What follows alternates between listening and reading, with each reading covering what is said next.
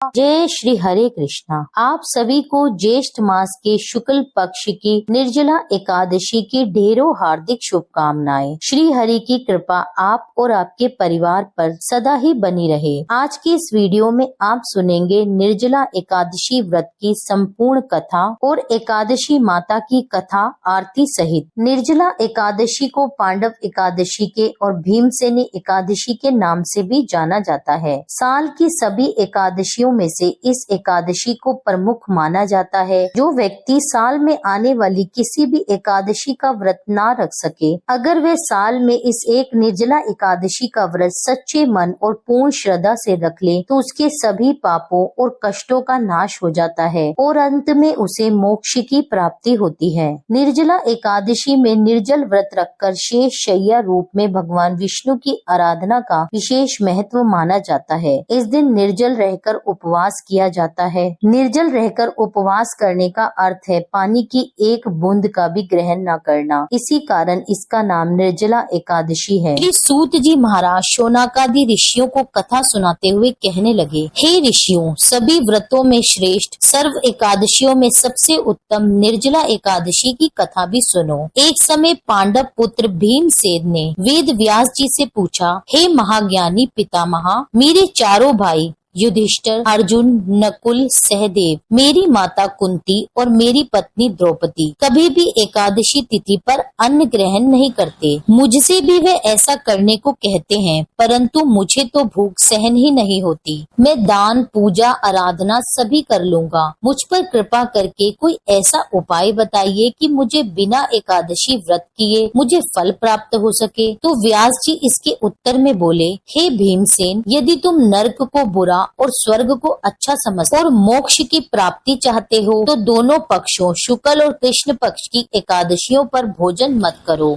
व्यास जी की बात सुनकर भीमसेन ने फिर से निवेदन किया, हे महामुनि, आप मेरी व्यथा भी सुनिए। यदि दिन में एक बार भी भोजन न मिले तो मुझसे नहीं रहा जाता। मैं ऐसी स्थिति में कैसे उपवास करूं? मेरे उदर में वृक नामक अग्नि का वास है और बहुत अधिक भोजन करने पर ही मेरी भूख शांत होती है। मुनि श्रेष्ठ, आप मुझ पर कृपा करके ऐसा उपवास बताइए जिसे विधि पूर्वक करके मैं स्वर्ग को प्राप्त कर सकूं। वह निश्चय करके मुझसे कहिए जिससे मेरा भी कल्याण हो सके। भीमसेन की व्यथा को सुनकर व्यास जी कहने लगे, भीमसेन, मनुष्यों के लिए सर्वोत्तम वेद उनका धर्म है, किंतु कलयुग में भी उस धर्म पर चलने की शक्ति किसी में नहीं है। इसलिए थोड़े धन और थोड़े कष्ट से होने वाला बहुत सरल उपाय जो कि पुराणों में भी लिखा है वह मैं तुमसे बताता हूँ। तुम ध्यान पूर्वक सुनो। दोनों पक्षों की एकादशियों में जो मनुष्य भोजन नहीं करते वे नरक को नहीं जाते। इन वचनों को सुनकर महाबली भीमसेन पहले तो पीपल के पत्ते की तरह कांपने लगे और फिर डरते हुए बोले, मैं उपवास करने में बिल्कुल असमर्थ हूँ। इसलिए हे महामुनि, निश्चय करके बहुत पुण्य फल देने वाला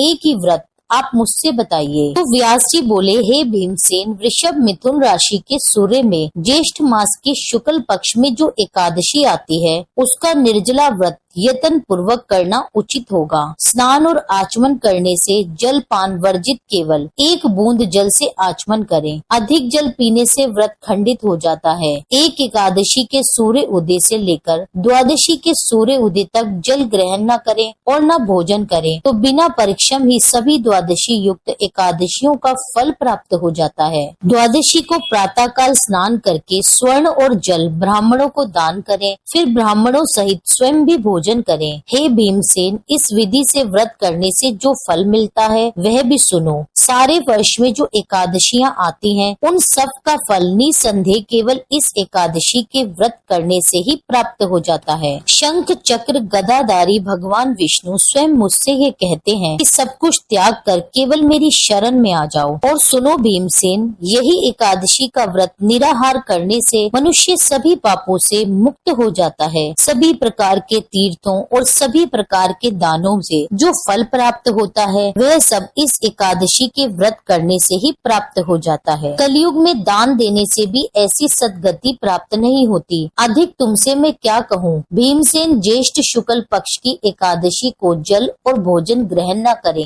हे वृकोदर, इस एक व्रत से जो फल मिलता है उसे सुनो। सब एकादशी व्रतों से जो धन धान्य और आयु आरोग्यता आदि की वृद्धि होती है वह सब फल निसंदेह इस एकादशी व्रत से प्राप्त हो जाता है। हे नरसिंह भीम, मैं तुमसे सत्य कहता हूँ कि इसे करने से अति भयंकर काले पीले रंग वाले यमदूत, भय देने वाला दंड और फांसी सहित उस मनुष्य के पास कभी नहीं आते, बल्कि भगवान विष्णु के देवदूत आकर उन्हें स्वर्ग लोक को लेकर जाते हैं। तब इस प्रकार वेद व्यास जी के कहने पर भीमसेन ने भी इस निर्जला एकादशी का व्रत पूरी विधि पूर्वक किया था, जिसके कारण इस एकादशी का नाम भीमसेनी एकादशी पड़ गया। एकादशी का व्रत करने वाले भक्तों को सुबह जल्दी उठ के स्नान आदि से निर्वित होकर भगवान विष्णु के समक्ष बैठकर व्रत का संकल्प लेना चाहिए। जैसा कि ये व्रत निर्जल रहकर किया जाता है, तो आप ब्रह्म मुहूर्त से पहले पहले आप जितना भी जल पीना चाहते हैं आप भरपूर मात्रा में जल पी लें। आप संकल्प ले लें कि आपके व्रत का पारण आप द्वादशी तिथि पर ही करेंगे।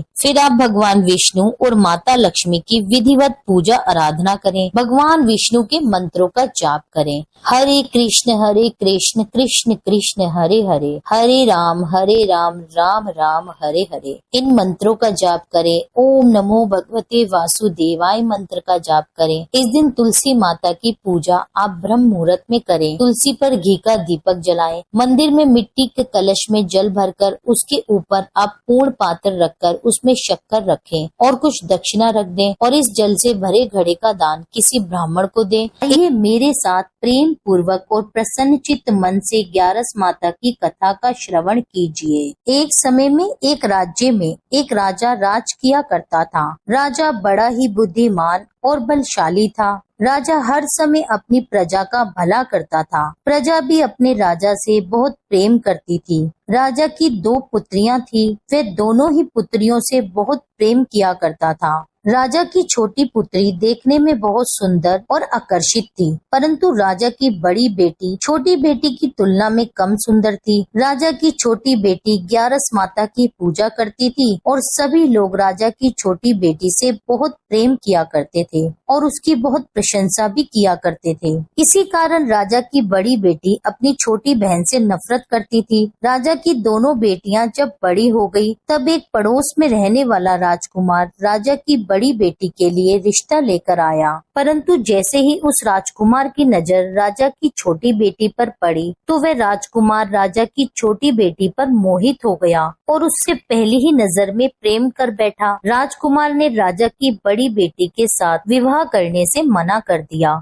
और उसने राजा से कहा कि मैं आपकी छोटी पुत्री से विवाह करना चाहता हूँ। जिसके बाद राजा की बड़ी बेटी यह देखकर अपनी छोटी बहन पर बहुत क्रोधित हो गई और राजा की बड़ी बेटी अपनी छोटी बहन को अपना सबसे बड़ा शत्रु मानने लगी। राजा की बड़ी बेटी ने अपनी छोटी बहन से बदला लेने का निर्णय कर लिया, जिसके लिए उसने अपनी छोटी बहन को जान से मारने की योजना बनाई। राजा की बड़ी बेटी ने अपनी छोटी बहन को मारने के लिए सबसे पहले एक लड्डू में जहर मिलाकर उसे खाने के लिए अपनी बहन को दिया, लेकिन छोटी बहन द्वारा उस लड्डू को खाने के बाद भी छोटी बहन को कुछ भी नहीं हुआ। बड़ी बहन ये देखकर बहुत ही आश्चर्यचकित हो गई, लेकिन बड़ी बहन ने हार नहीं मानी और रात में जब वह छोटी बहन अपने कमरे में सो रही थी, तब एक मटके में सांप रखकर उसके कमरे में छोड़ दिया, लेकिन सांप भी छोटी बहन का कुछ भी नहीं बिगाड़ पाया। जिसके बाद बड़ी बहन ने अपनी छोटी बहन से कहा कि चलो हम लोग कुएं में से पानी भरकर लाते हैं, जिसके लिए वह अपनी छोटी बहन को पानी भरने के बहाने कुएं के पास ले गई और उसने अपनी छोटी बहन को कुएं में धक्का दे दिया, लेकिन छोटी बहन को तब भी कुछ नहीं हुआ, क्योंकि हर बार 11 माता उसकी रक्षा कर रही थी और उधर बड़ी बहन अपने सारे प्रयासों में असफल हो रही थी, जिसके कारण वह और अधिक क्रोधित होती जा रही थी। अपनी छोटी बहन से जाकर उसने स्वयं ही पूछ लिया।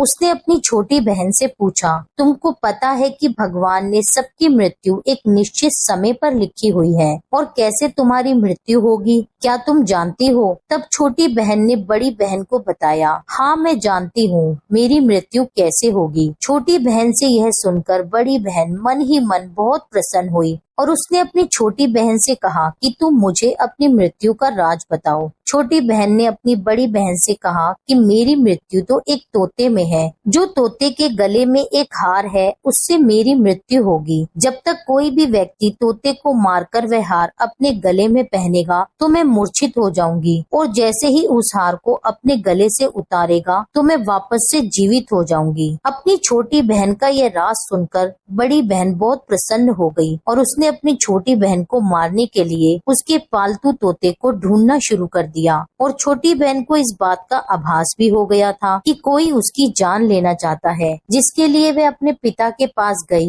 और उसने अपने पिताजी से कहा कि हे पिताजी, मेरी मृत्यु के बाद आप मुझे जलाइएगा मत, बल्कि आप मुझे अपनी पुरानी वाली हवेली में एक पलंग पर लिटाकर छोड़ दीजिए। अपनी छोटी लड़की की यह बात सुनकर राजा बड़ा ही हैरान हुआ। राजा ने अपनी बेटी से पूछा, बेटी तुम ऐसा क्यों कह रही हो? तब राजा की बेटी बोली, समय किसी के लिए नहीं रुका है, कब क्या हो जाए किसी को कुछ पता नहीं। फिर राजा ने अपनी छोटी बेटी से कहा कि तुम ऐसी बातें क्यों कर रही हो? 2-3 दिन में तो तुम्हारा विवाह है। लेकिन उसने अपने पिताजी को ऐसा करने पर मजबूर कर लिया और उनसे वचन ले लिया। राजा ने भी अपनी छोटी बेटी की बात स्वीकार कर ली और 2-3 दिनों के बाद शादी का समय आया। तब राजकुमार बारात लेकर राजा के घर आया और राजकुमार और राजा की छोटी बेटी का विवाह होना आरंभ हुआ। जैसे ही राजा की छोटी बेटी राजकुमार के साथ फेरे लेना शुरू करती है तो उसकी बड़ी बहन अपनी छोटी बहन के कमरे में जाकर उसके तोते को पकड़ लेती है और उसको जान से मार देती है। तोते के गले में जो हार था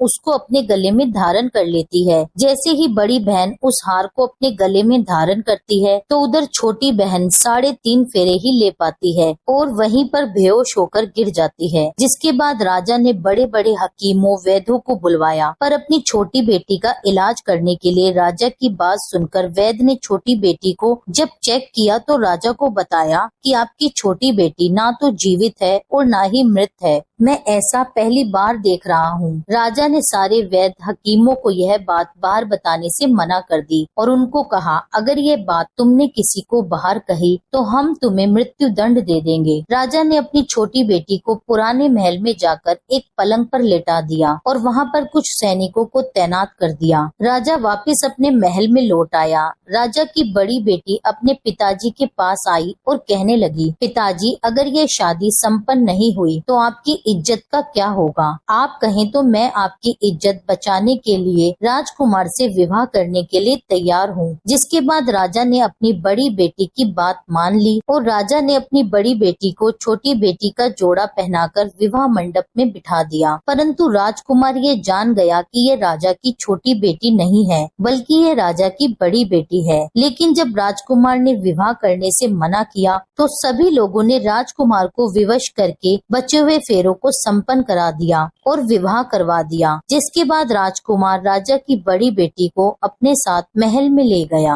अब राजकुमार राजा की बड़ी बेटी से ना तो बात किया करता था और ना ही उसको पसंद करता था। राजकुमार ने ये फैसला लिया था कि वह अपनी प्रेमिका को ढूंढ कर रहेगा और यह जानकर रहेगा कि उसके साथ क्या हुआ है। एक दिन राजकुमार अपने घोड़े पर सवार होकर राजा के पुराने महल के पास पहुंच गया, जहां पर उसने कुछ सैनिकों को देखा। महल के पास पहुंचकर राजकुमार ने ध्यान से देखा तो वह समझ गया कि यह तो हमारे ससुर जी का महल है। तब राजकुमार ने सैनिकों से पूछा कि तुम लोग यहाँ क्या कर रहे हो और इस महल के अंदर उस पलंग पर कौन लेटा है? जिसके बाद सैनिकों ने बताया कि यहाँ पर राजा की छोटी बेटी है। यह सुनकर राजकुमार बहुत ही प्रसन्न हुआ और वह तुरंत अपनी प्रेमिका के पास पहुँच गया और उसकी सेवा करने लगा। जैसे ही रात हुई तो राजा की छोटी बेटी उठकर खड़ी हो गई। राजकुमार ये देखकर बहुत खुश हो गया और उसने उससे पूछा कि तुम यहाँ क्या कर रही हो? तुम मेरे साथ मेरे महल में चलो।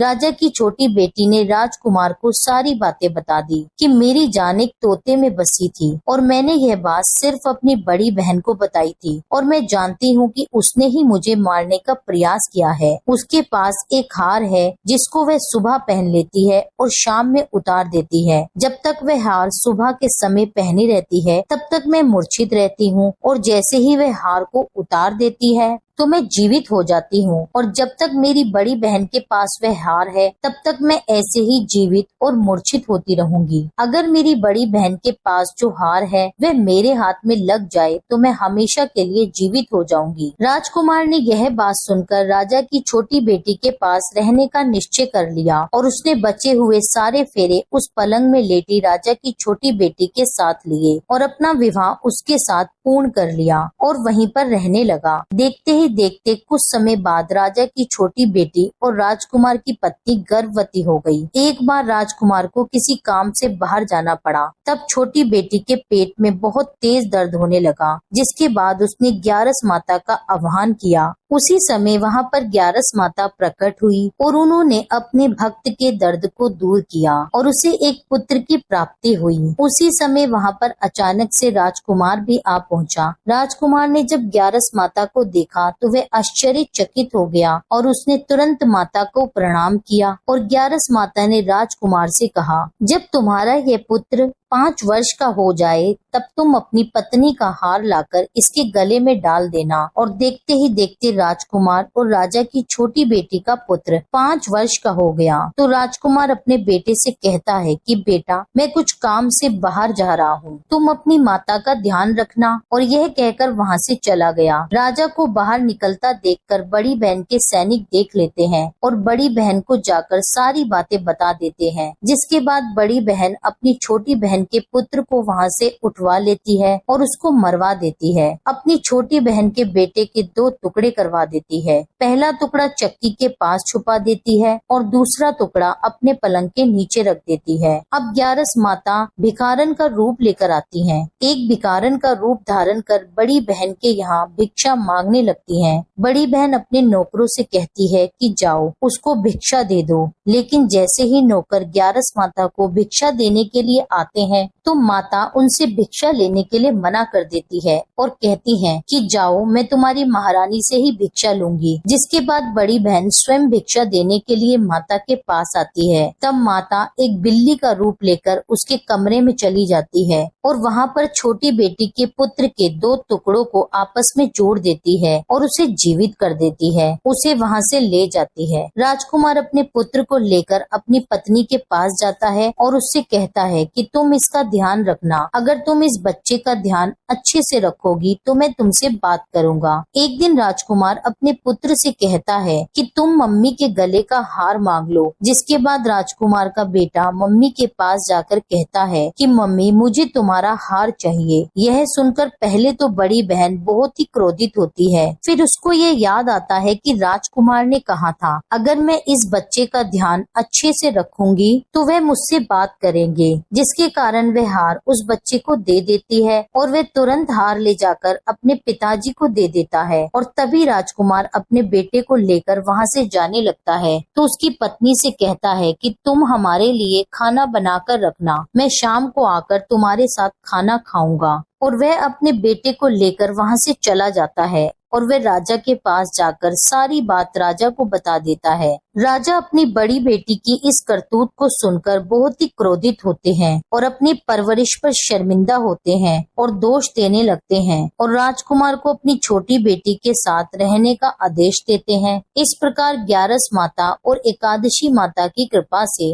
राजकुमार और राजकुमारी खुशी खुशी अपना जीवन व्यतीत करते हैं। बोलिए ग्यारस माता की जय। हे ग्यारस माता, जिस प्रकार अपने राजकुमार और राजकुमारी के परिवार की रक्षा करी, उसी प्रकार से कथा कहने, सुनने और हुंकारा भरने वाले सभी के परिवारों की रक्षा करना। एकादशी माता की आरती। ओम जय एकादशी माता, जय एकादशी माता। विष्णु पूजा व्रत को धारण कर शक्ति भक्ति मुक्ति पाता। ओम जय एकादशी माता, तेरे नाम गिनाऊं देवी, भक्ति प्रदान करनी, घन गौरव की देनी माता, शास्त्रों में वरनी। ओम जय एकादशी माता। मार्गशीर्ष के कृष्ण पक्ष की उत्पन्ना, विश्व तारिणी जन्मी, शुक्ल पक्ष में हुई मोक्षदा, मुक्तिदाता बन आई। ओम जय एकादशी माता। पोष के कृष्ण पक्ष की सफला नामक है, शुक्ल पक्ष में होए पुत्रदा, आनंद अधिक रहे। ओम जय एकादशी माता। नाम शटिलता माघ मास में कृष्ण पक्ष आवे, शुक्ल पक्ष में जया कहावे, विजय सदा पावे। ओम जय एकादशी माता।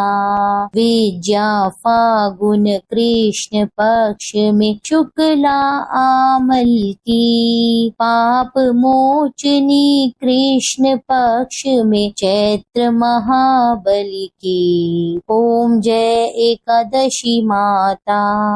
चैत्र शुक्ल में नाम कामदा, धन देने वाली, नाम वरुथिन कृष्ण पक्ष में वैशाख महावाली। ओम जय एकादशी माता।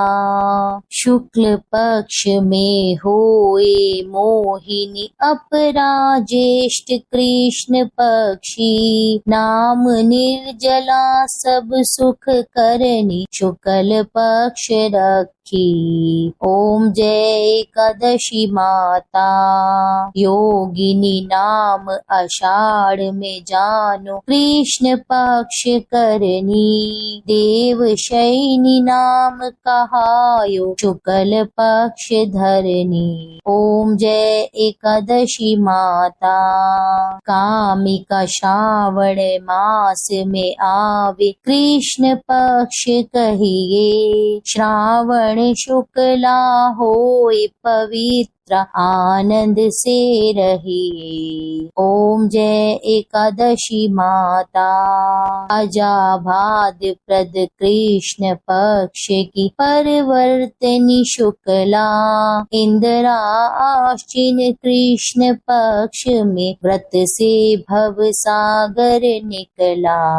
ओम जय जय एकादशी माता। पंपकुशा है शुक्ल पक्ष में आप हरन हारी, रमा मास कार्तिक में आवे, सुखदायक भारी। ओम जय जय एकादशी माता। देवोत्थानी शुक्ल पक्ष की दुख नाशक मैया, पावन मास में करु विनती, पार करो नैया। ओम जय एकादशी माता। परमा कृष्ण पक्ष में होती, जन मंगल करती, शुक्ल मास में होए पद्मिनी, दुख दरिद्र हरणी। ओम जय एकादशी माता। जो कोई आरती एकादशी की भक्ति सहित गावे, जन गुर दिता स्वर्ग का वासा, निश्चय वह पावे। ओम जय एकादशी माता। यह थी एकादशी माता की संपूर्ण कथा और आरती सहित। उम्मीद करती हूँ यह वीडियो आपको पसंद आया होगा। कथा अच्छी लगी हो तो इसके लिए मेरे चैनल को सब्सक्राइब कर लीजिए। वीडियो को लाइक करके कमेंट में लिख दीजिए 11 माता की जय। मिलती हूँ आपसे एक अगली वीडियो में, तब तक के लिए जय श्री राधे।